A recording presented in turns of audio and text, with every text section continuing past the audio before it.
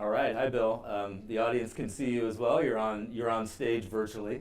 Excellent. Thank you for Everybody. yeah, thank you for making the time.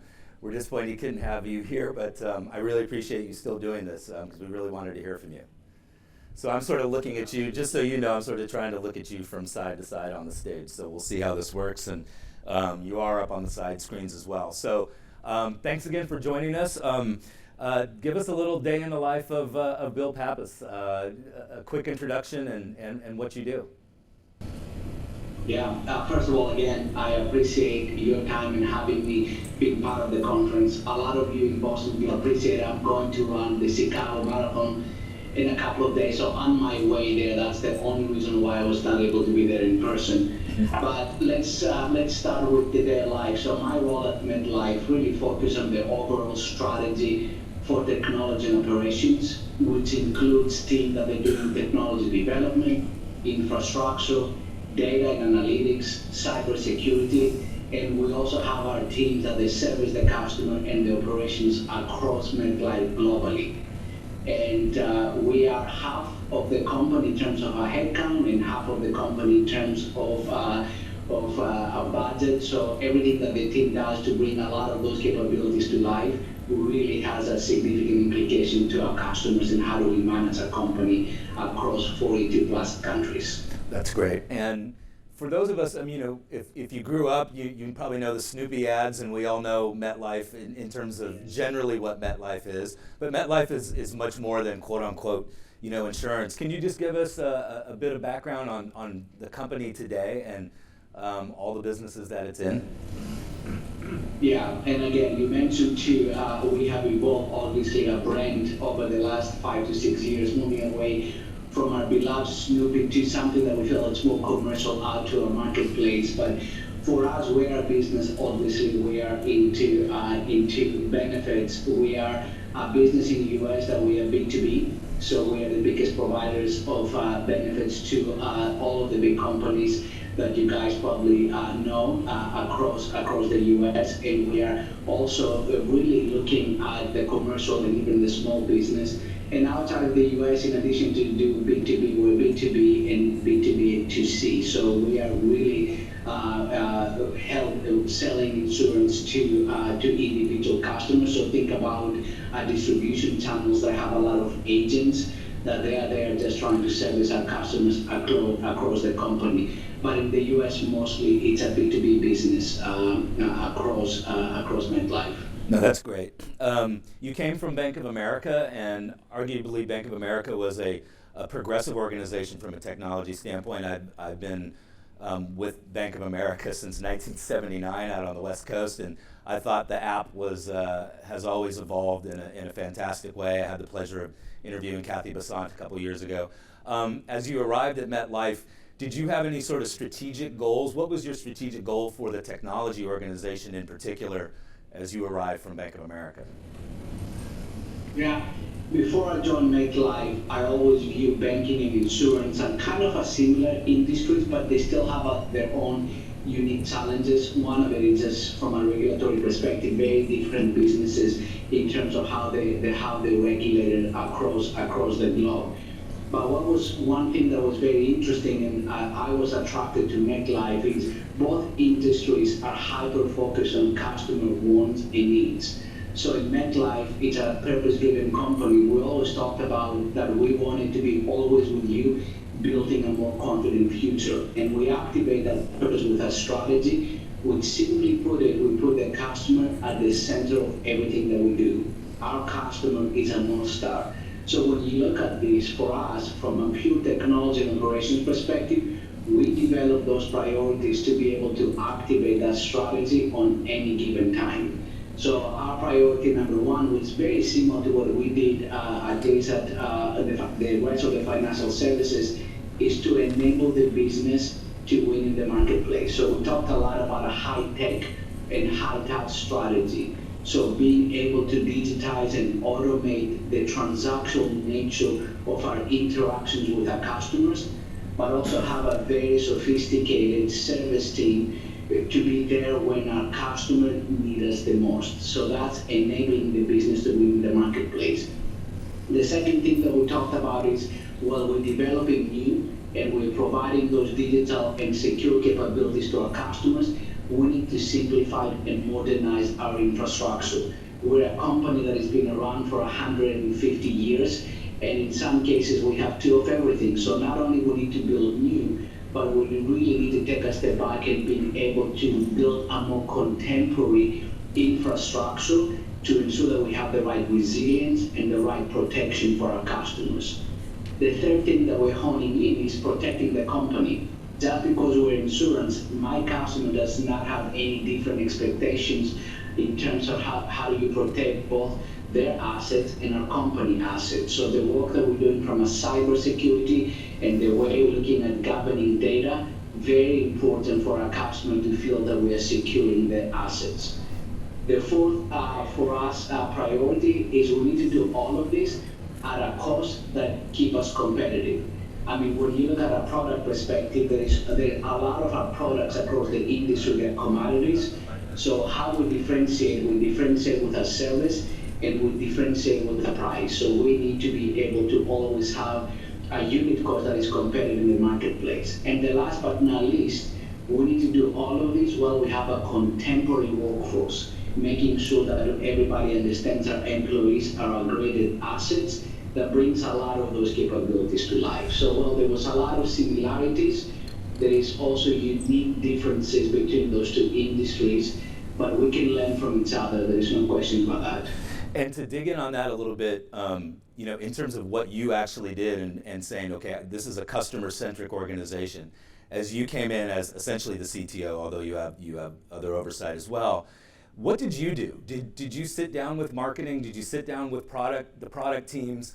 How did you understand the customer needs essentially as the CTO and running the technology? Or how do you actually do that tactically once you land and once you're in the organization? That's a great question. And I'll tell you, the thing that I always talk about is the key is to ensure CIOs or CTOs we're not developing a technology in a black box, which means that we need to ensure that we attract and develop talent that there is both commercial as well as technical. And what does that mean? So commercial, think about it, that we need CIOs and CTOs that they ground themselves on customer trends, truly understand and take the pulse of the customer on an ongoing basis. We need CIOs and CTOs that they really understand our product offerings. So now that you understand what the customer needs, do we understand our products, not only from a technology perspective, but do we understand that we have developed the products that meet those customer requirements? Then comes the technical piece. You need to have people that are contemporary enough to say what's possible from a technology perspective that ties back to the products, that tie back to what the customer needs. And then how do you develop this in a very agile way that really seeks that ongoing, consistent feedback from a sales, from a product, but equally important from a customer perspective. So to answer your question, what we did, we really had to take a step back and make sure that we are not an island. So tech and ops, just given the size and the scale, it's tempting to be able to be an island and develop the most sophisticated and shiny next technology. But at the end of the day, if that technology does not help the business to differentiate the marketplace, that's not who we are. So we really grounded ourselves around really talent and really making sure that we're holding ourselves accountable for the end goal. And the end goal for us is service differentiation and differentiation in the marketplace, and technology, CIOs and CTOs fueling that enablement for the business.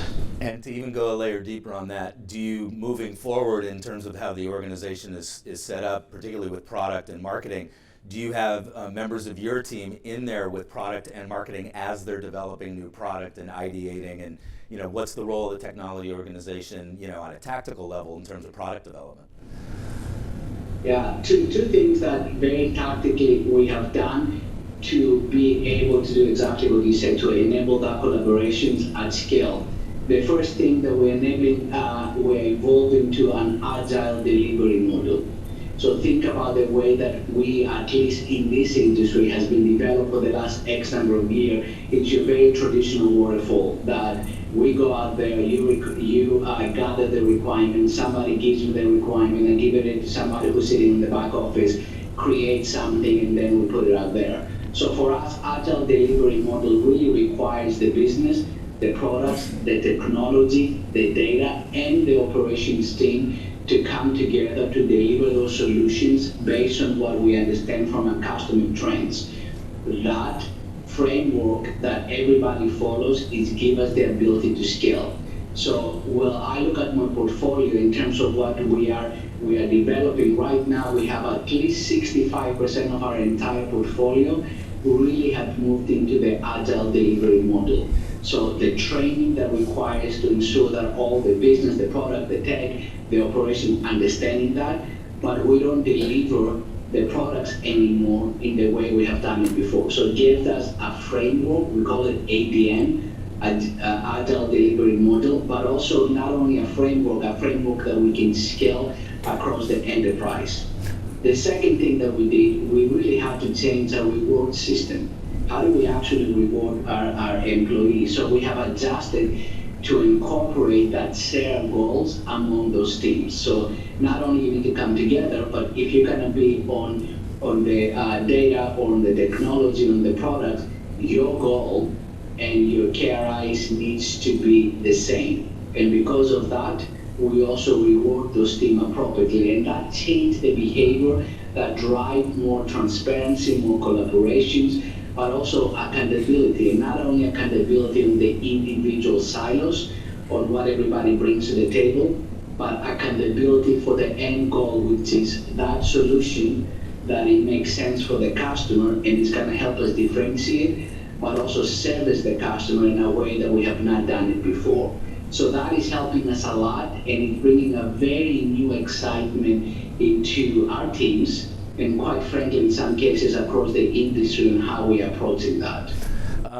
To pivot a little bit, we're talking a lot about open innovation and external innovation ecosystems here today. I know Bank of America had a group out in San Francisco that was doing a lot of that. Did you bring that sort of endorsement, and what is Metlife doing in terms of whether it's working with startups or academia? Are there innovation labs? How are you working with external innovation ecosystems to help drive your innovation forward? Yeah, I would just say that the things that I kept very consistent through my background, I want us to innovate with a focused strategy at Metlife. So for us, we don't innovate unless it's clearly kind of simplified and make the customer lives better, and we use data to drive those insights. So I stay away from chasing the next shiny object, and I do not believe innovation is done in a lab. Innovation is everybody's job. So I started with, when we look at this, what is the strategy that we need to activate, and how do we make sure that we understand what's possible, inclusive of what's out there from fintechs to be able to get us through this.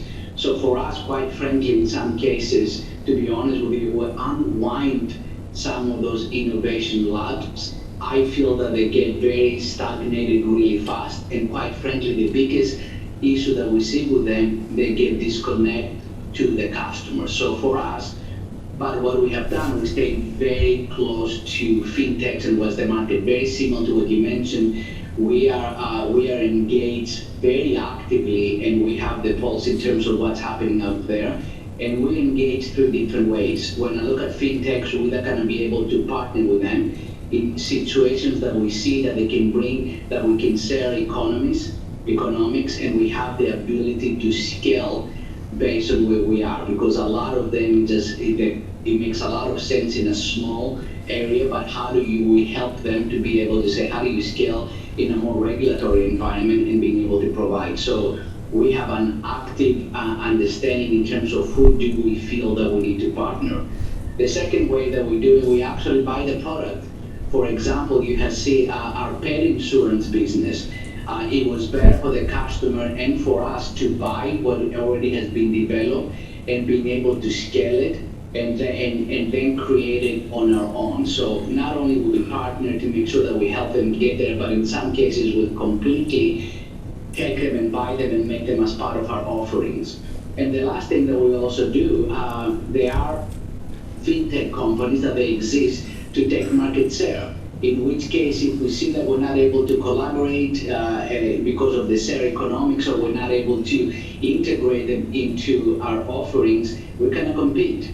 So we're also very conscious in terms of how do we find those and where is the competition, maybe at a very different scale right now, but we know that may change really fast, that we need to be able to compete. And which nothing wrong with the competition, and we believe it's good obviously for the marketplace, as long as customers will always kind of win at the end. So again, very targeted innovation versus labs, but also very actively out in the fintechs.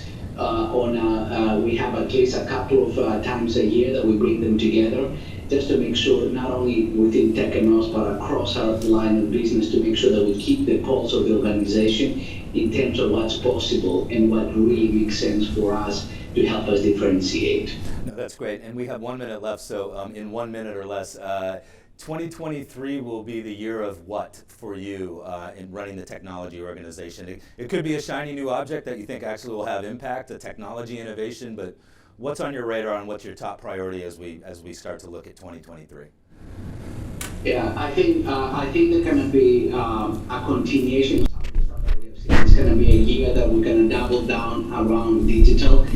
From a customer perspective, it started through the pandemic, but it's evident that we need to keep digitizing some of the transactional nature of our interaction. It's going to be a year for us that we are doubling down to simplifying and modernize our infrastructure, really figuring out how do we use more of the cloud and how do we actually making some of our core platforms more contemporary. And also it's going to be a year around that we continue to really focusing on our people. At the end of the day, we have a lot of things to do that is exciting, but none of this can happen without being able to attract, develop, and retain our folks. So we're spending a significant amount of time ensuring that we understand how we are reskilling and how we're developing career roadmaps that our associates and employees feel they can achieve their career aspirations. So it's gonna definitely be a year around digital, but also simplification and the right balance of those two.